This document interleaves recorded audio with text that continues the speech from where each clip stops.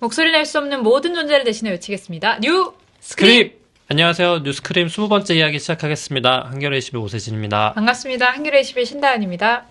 저희가 작년 10월쯤 이제 혼인평등 소송이라고 해서 이제 동성부부가 자신의 혼인신고를 수리하지 않은 구청을 상대로 11쌍이 법원에 소송을 제기했는데요.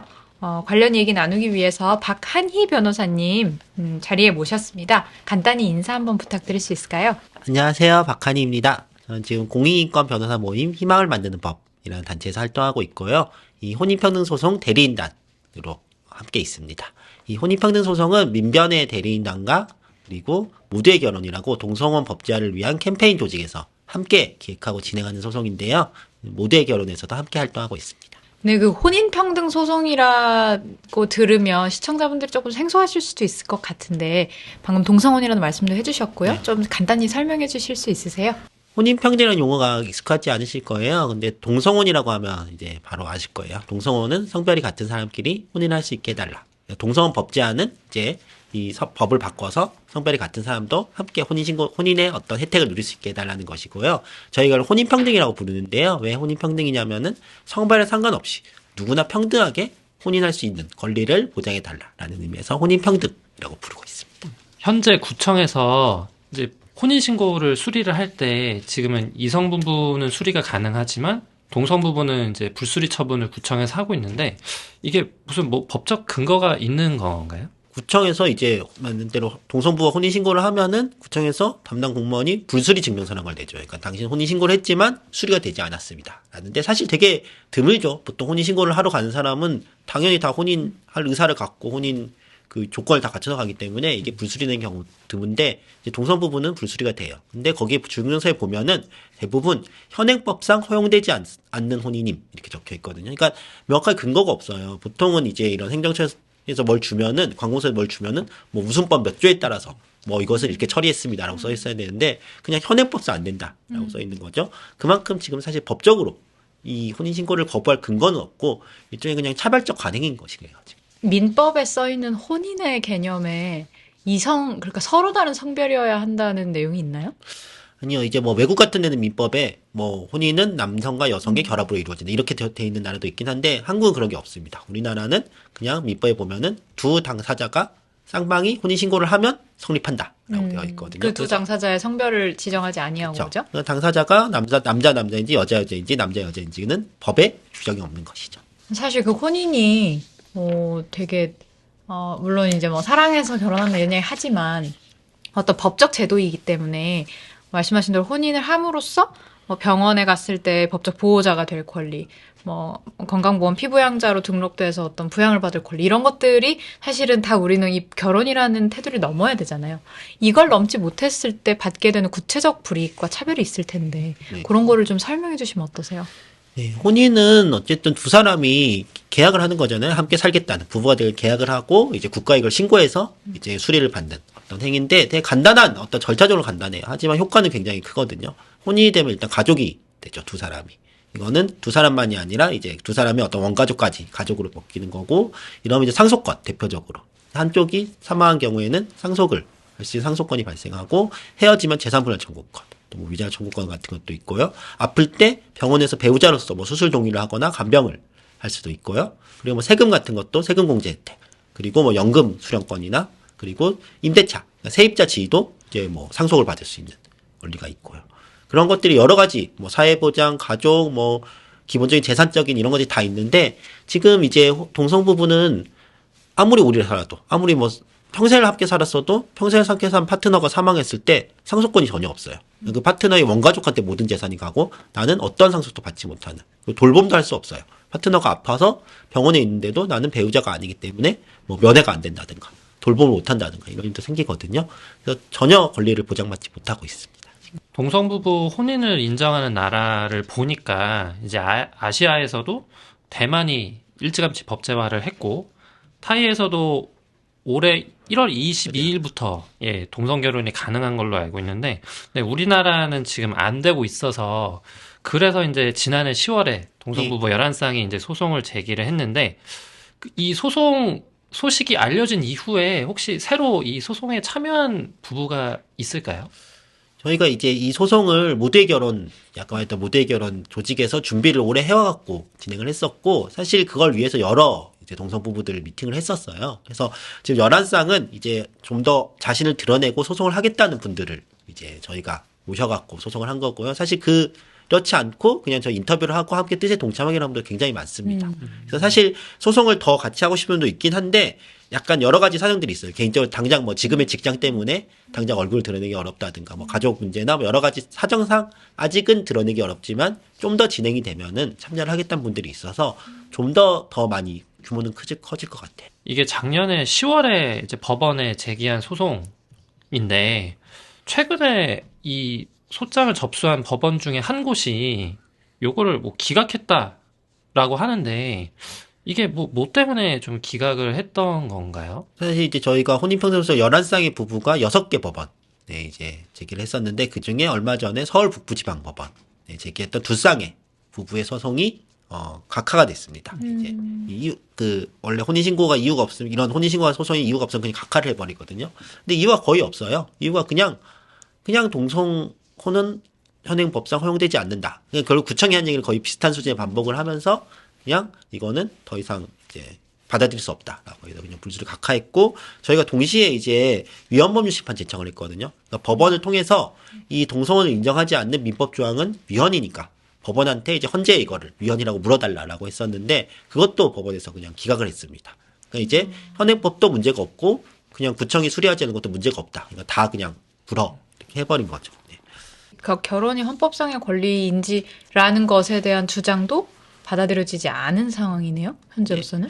네, 뭐 지금으로서는 뭐 법원의 판단은 이거를 헌법재판소에 갖고 가서 판단할 문제가 아니라고 본 것인데 저희가 어쨌든 위헌법률 심판 제청이 기각되면은 이거를 30일 내로 헌법소원 청구를 할 수 있거든요. 그래서 헌법재판소에 직접 저희가 물어볼 수 있어요. 직접 해서 지금 동성혼을 허용하지, 아까 말했다시피 근데 명시적으로 민법이 동성혼을 허용한다고 하진 않고 있어요. 그러니까 딱 그렇게 동성혼은 불허된다고 민법에 규정은 없지만 어쨌든 민법을 해석하고 적용하는 이 관공서들이 다 동성혼은 안 된다고 했으니까 민법을 그런 식으로 적용하고 해석하는 것은 잘못된 것이다. 헌법에 위반된다라는 거를 저희가 청구하는 헌법소원 심판 청구를 얼마 전에 제출을 했습니다. 사실 혼인평등 소송이 2004년에 이상철 박종근 씨 부부, 그때 이제 불수리 통지를 받았나요? 아예 못 받았던 것 같은. 그때는 아마 불수리 자체가 안 됐을 거예요. 네. 그냥 그때는 시스템 자체가 안 갖춰져서 그냥 현장 공무원이 그냥 반려했을 것 같아요. 네. 그러니까 불수리 통지도 아니고. 그러고 김조광수 선생님, 그리고 그 배우자 김승환 씨, 요 사례도 되게 잘 알려주셨는데 그게 네. 벌써 2014년 5월이더라고요. 그러니까 벌써 10년이 더 지난 건데 이렇게 어쨌든 조금씩 쌓여온 상황에서 이번 11쌍 소송의 의미를 좀 어떻게 좀 볼 수 있을지 여쭙고 싶어요. 한국에서 가장 대표적으로 알려진 게 바로 김정황수, 김승환 네. 이 부부의 소송이고, 이제 서울 서부지방법원에 이제 혼인신고 불수리에 대한 불복 소송, 똑같은 이제 이 혼인평등 소송과 똑같은 소송을 했는데 1심에서 각하되고 2심에서도 기각이 됐었어요. 예. 결국 법원의 논리는 이거였어요. 그러니까 동성 부부인 두 사람이 차별받는 거에 대해서는 법원도 알고 있다. 차별을 받고 있다. 하지만 이거는 국회가 법을 바꿔서 해결할 문제지 법원이 이것을 뭐 위법하다 아니다 판단할 문제가 아니다라고 하면서 그냥 이제 기각을 했었는데요. 10년 동안 이제 그때 한 쌍이던 부부가 11쌍이 된 거잖아요. 이렇게 더 많이 나온 게 것처럼 사실 사회가 바뀌었다고 생각해요. 당사자들도 바뀌었지만 사회도 많이 바뀌었거든요. 사회에 대한 동성혼의 인식도 지금 빠르게 증가를 하고 있고요. 지금 여론조사를 하면은 20대, 30대는 이미 과반수가 넘게 동성혼을 찬성하는 지금 여론조사가 나오고 있어요. 그래서 세계적으로 보더라도 아까 말씀드렸지만 아시아에서 뭐 대만과 태국, 네팔이 다 동성혼을 법적으로 인정하고 있고 일본에서도 작년부터 벌써 3개 고등법원에서 동성혼을 인정하지 않는 건 위헌이라고 고등법원에서 그렇게 판결이 나왔거든요. 그러한 어떤 변화들을 봤을 때 저는 이거는 분명히 다를 것이다. 10년간 다르고 법원에서 결국은 이거는 해야 된다. 법원이든 헌법재판소는 결국은 어딘가에서는 동성혼은 인정해야 된다고 판단할 거라 생각합니다. 지난해 그 동성 부부의 건강보험 피부양자 자격을 인정하는 그 대법원 판결도 있었는데 혹시 이것도 이번 혼인평등 소송에 좀 긍정적인 영향을 미칠 수 있다고 보실까요? 네, 작년 7월 18일에 이제 대법원의 전원합의 재판결로 동성 동반자도 건강보험 피부양자 자격이 될 수 있다라고 했는데 사실 그 판결 논리를 보면은 동성혼 소송에 그대로 적용될 수 있어요. 근데 그 판결 핵심은 동성 동반자가 이성 사실혼 배우자와 실질적으로 다르지 않다. 다 혼인의사 갖고 있고 혼인하고 살고 있는데 그냥 성별이 같다는 이유만 차별한 건 타당하지 않다라는 걸 얘기하고 있었고, 그리고 성소유자도 가족을 구성하고 가족과 함께 살아갈 권리가 있는데 성소유자를 아는 이유만으로 국가가 배제하는 것은 위협하다라는 것이거든요. 이거는 사실 꼭 피부양자만이 아니라 모든 제도에서, 아까 뭐 상속이든 연금이든 뭐 주택이든 모든 제도에서 다 그렇게 동성동반자를 배제하는 게 위협하다고 본다면은 그럼 혼인을 거부할 이유가 없죠. 혼인에 따라오는 모든 효과에서 배제가 차별이라면 당연히 혼인을 인정해야 된다. 혼인평등 소송에 참여한 동성 부부들께서 하시는 말씀은 이게 비단 이제 본인들의 혼인을 국가가 인정했으면 좋겠다라는 차원에서 머무는 게 아니라 좀 우리 사회가 조금 더 평등한 사회로 나아갔으면 좋겠다라는 그런 큰 뜻에서 하시는 걸로 알고 있는데, 이번 소송이 그 우리 사회에 좀 어떤 영향을 미칠 수 있을지를 말씀해 주시면 좋을 것 같아요. 네. 사실 이제 뭐 동성혼을 반대하시는 분들은 이걸로 뭐 가족 질서가 무너진다라고 얘기를 하지만, 사실 그거는 옛날에 2008년에 호주제가 폐지될 때도 그렇게 얘기를 했었거든요. 호주제가 폐지되면 이제 가족 간의 어떤 그 등록 그 체계가 다 무너져갖고 이제 가족이 누군지도 모르게 되고 사회가 완전 다 망가질 거라고 했지만, 우리 호주제 폐지되고 벌써 10년이 넘게 지났지만 어떤 문제도 없잖아요. 그런 것처럼 사실 동성이 된다고 해서 기존의 가족이 뭐 완전히 해체되고 이런 건 아닌 건데, 저는 근데 한편으로는 평등하게 바뀔 거라 생각해요. 되게 동성혼이 되고 나면은 여러 가지 질문들을 던질 수밖에 없거든요. 가령 이제 남성과 여성의 어떤 역할이, 그러니까 남편과 아내의 역할이 구분되어 있는 어떤, 그래도 여전히 구분되어 있잖아요. 근데 동성부부는 누가 남편이고 누가 아내인 것인가? 누가 며느리고 누가 사위인 것인가? 가령 친정과 처가는 누가 갈 것이고, 뭐 명절에 그럼 어디를 갈 것인가? 이런 것부터 시작해서 사실 성별이 같은 어떤 부부들이 있다고 봤을 때 지금 성별로 구분되어 있는, 남성과 여성으로 나눠져 있는 어떤 혼인 제도, 가족 제도 자체가 되게 어떻게 보면 불합리하다는 걸 또 느낄 수 있는 부분이기도 하거든요. 그래서 그걸 통해서 어떤 기존의 혼인제도와 가족제도 더 평등하게 바뀔 거라 생각하고요.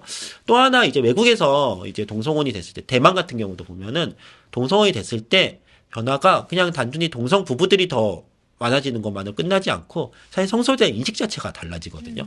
왜냐하면 더 많은 성소유자의 존재를 알게 되고 사회가, 그럼 성소유에 대해서 또 호의적이고, 아니면 성소유자의 지인을 알고 있는 사람들이 더 많이 늘어나거든요. 그만큼 사회가 다양해진다는 것이고 더 평등으로 나아갈 수 있다는 것이기 때문에 사실 이 동성혼 인정은 단지 동성 부부만이 아니라 사실 어떻게 보면 사회 전체의 평등을 끌어올리는 어떤 계기가 될 거라고 생각합니다. 맞아요. 그러니까 그 기존 성별 역할, 성 고정관념, 이 가족 제도에 엄청 그냥 끈끈하게 스며들어 있잖아요. 그거를 이제 성찰하기 되게 어려운 환경 속에서 또 새로운 질서, 새로운 얘기들이 그렇죠. 만들어질 수 있을 것 같아요. 혹시 오늘 저희가 오늘 가장 많이 한 건 끄덕끄덕인 것 같은데, 뭔가 더 질적인 질문을 하면 좋았겠지만, 끄덕끄덕, 예. 근데 혹시 저희가 못 여쭤봤지만, 변호사님께서 하시고 싶었던 얘기가 있으시면 자유롭게 부탁드립니다. 저는 이 소송이 되게, 하면서 되게 재밌어요. 소송도 그렇고 동성혼 운동을 하면서 재밌는 게, 사실 성소유자에 대해서 많이 다루다 보면은 이게 어쩔 수 없는 부분이죠. 성소유자 얼마나 차별받았고 힘들고 여러 가지 어려움을 겪고 있는지를 얘기할 수밖에 없거든요. 사실 동성부부 얘기할 때도 결국 그런 얘기를 하지 안 할 수는 없어요. 어떤 차별을 받았는지. 하지만 대부분 얘기하는 거는 동성부부들이 얼마나 정말 잘 행복하게 그냥 부부로서 그냥 일상에 보이는 여러 그냥 뭐 다른 부부랑 다를 바 없이 그냥 행복하게 알코올 달고 잘 살고 있는지를 보여주는 것이거든요. 이 소송 끝나고 한겨레 21에서 이제 나왔던 기사도 다 그런 장면들, 서로 행복하게 서로 손을 잡고 있거나 뭐 포옹을 하거나 뭐 같이 뭐 집안일을 보거나 이런 장면들을 보이거든요. 저는 이걸 통해서 사람들이 동성애자라고 했을 때 되게 뭔가 사람들이 막연히 생각하는 동성애자는 뭔가 되게 우리랑 다른 사람이고 되게 뭔가 이상하게 살고 있을 거고 아니면 되게 음침할 거고 이런 것인데, 보면은 너무 그냥 옆집에 사는 그냥 일반 부부처럼 보이는 거나 느낄 거라 생각하고, 좀 그런 면들을 더 많이 봤으면 좋겠어요. 성소유자가 항상 차별받고 우울하고 힘든 게 아니라 잘 살고 있다. 잘 살고 있는 거를 조금만 더 할 수 있도록 제도적으로 바뀌면 된다. 라는 것들을 좀 느낄 수 있으면 좋겠습니다. 맞는 말씀입니다, 정말. 그래서 저희 표지도 이렇게 안고 있는 되게 행복한 표정으로 했고, 저도 기억나는 게 여성 부부 손잡고 산책하는 사진이 너무 좋았어요. 네, 그래서 맞다. 뭔가 어떤 언제나 사회적 권리의 밖에 있기 때문에 비탄에 빠져 있을 거라는 어떤 이미지, 또 사실은 대상화라는 생각이 들고 그래서 그 기사를 되게 즐겁게 읽었던 기억이 있어요. 네. 아마 변호사님이 소송하시는 과정도 그런 즐거움이 있지 않았을까 생각이 듭니다. 사실 저도 그 인터뷰를 했을 때 아까 변호사님께서 말씀하신 것처럼 그동안 이제 성소수자 시민들을 인터뷰할 때는 어떤 피해를 입으셨나요? 라는 질문이 사실 줄을 이뤘는데 그때는 이제 두 분이 어떻게 지금 지내고 계시고 어떻게 서로 만나게 되시고 예, 어떻게 연애를 하고 계신지에 대한 얘기를 하니까 저도 인터뷰하는 입장에서 되게 좋았고 예, 좀 즐거웠던 시간이었던 것 같아요. 예. 그 기사 꼭 시청자 여러분 못 보셨으면 보시기 바랍니다. 어떻게 이렇게 연애를 할 수 있는가? 어떻게 새벽에 연락을 해서 상대방의 마음을 얻을 수 있는가? 뭐 이런 얘기들 너무 되게 알콩달콩하고 좋아요. 이제 또 좋은 소식 있기를 기대하는데 또 뭔가 되게 재밌는 에피소드들도 앞으로 많이 있을 것 같아요. 네. 그래서 또 한 번 또 모셔서 네. 이야기 들을 수 있으면 좋겠습니다. 혹시 뭐 오 기자님 못하신 얘기? 그 작년 10월에 이제 혼인평등 소송을 제기하시던 동성부부 11쌍이 모이셔서 이제 기자회견을 한 적이 있는데 그때 한 동성부부께서 하신 말씀을 좀 소개해드리고 싶어서 네, 마지막으로 좀 읽어드리겠습니다. 저희는 이상한 사람들이 아니라 한국 사회에 존재하는 보통의 시민입니다. 동성부부라는 이유로 차별받는 현실을 국가가 사회가 외면하고 아무것도 하지 않는 것이 헌법에서 보장하는 권리를 얼마나 침해하고 있고 국가의 책무를 방기하는 일인지 당사자로서 말하고 싶었다라고 말씀을 하셨는데요. 이렇게 용기 있게 소송에 나선 분들께 응원과 지지를 보내주시면 정말 감사하겠습니다. 네, 감사합니다. 오늘 뉴스크림 여기까지 하고요. 또 생생하고 또 재미난 이야기로 찾아뵙도록 하겠습니다. 뉴스크림!